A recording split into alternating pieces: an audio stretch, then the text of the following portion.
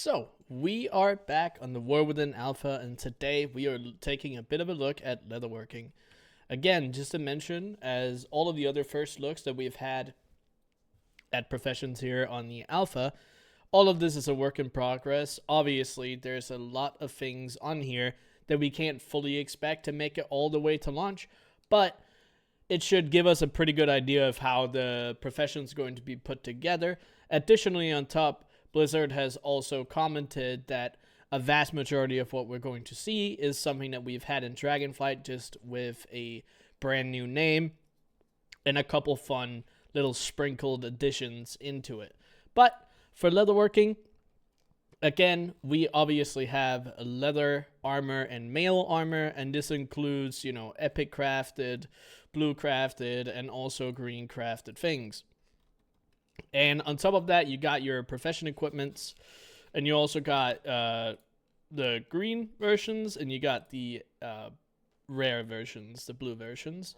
You also have your PvP sets for the first season coming up eventually in the game, and then we have different kinds of patterns that come from Araphorian and Nerubian patterns and Bestial patterns. These are going to be renown-based, Sohm-based, whatever you want to call them, but that's why they're called different things. And then you also have your different kinds of materials here, crafted materials that cost, different things, and obviously you're going to need these different things to be able to craft other stuff. You can see here, carapace-backed hide is something you need to make a crystal fused hide, and you can make that one here. So it's a bunch of materials that make other materials into what you need to be able to craft. For example, these epic crafted things that are going to need sparks again, and that's the vast majority of how leatherworking is put together. We're also looking at 4 specialization talent trees. One goes into making everything like specialty items, reagents, and stuff like that, consumables, and profession equipment. That is what Flawless Fortress does. So it's a lot of like plus skill, resourcefulness, and things like that, right? You can see every single one of these has resourcefulness, skill. Inspiration is not supposed to be here because we're getting concentration and ingenuity, so I imagine something like that is going to get swapped out. But every single one of these is just increasing how you work with these different kinds of recipes. And this one here is just purely for male particular armor, and then you have one that's an exact copy, but just for leather instead.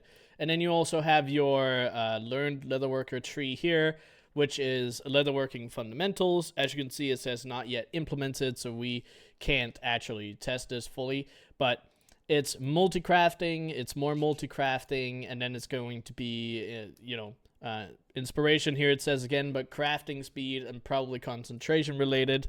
And then we'll have resourcefulness here as well. So this is using your materials better. This is getting better at crafting different things. And you have leatherworking, or for leather gear, and then you have for mail gear. And that's the gist of how leatherworking is put together. There's not really, it doesn't look like there's going to be any particularly new things that are new and interesting for leatherworking like we have in something like alchemy or herbalism, which is kind of unfortunate, but it is what it is. We might see it down the line because there's a lot of stuff that we actually don't have access to yet, like renowned tracks, more of the zones, a bunch of recipes that we still haven't seen. So anything could happen, but it looks like it's going to be same old leatherworking, nothing too special. But if you guys have any questions, or if there's anything that you want to know about or look at in particular, make sure you drop that down in the comments below. But I hope you guys enjoyed the video, and until the next one, see ya!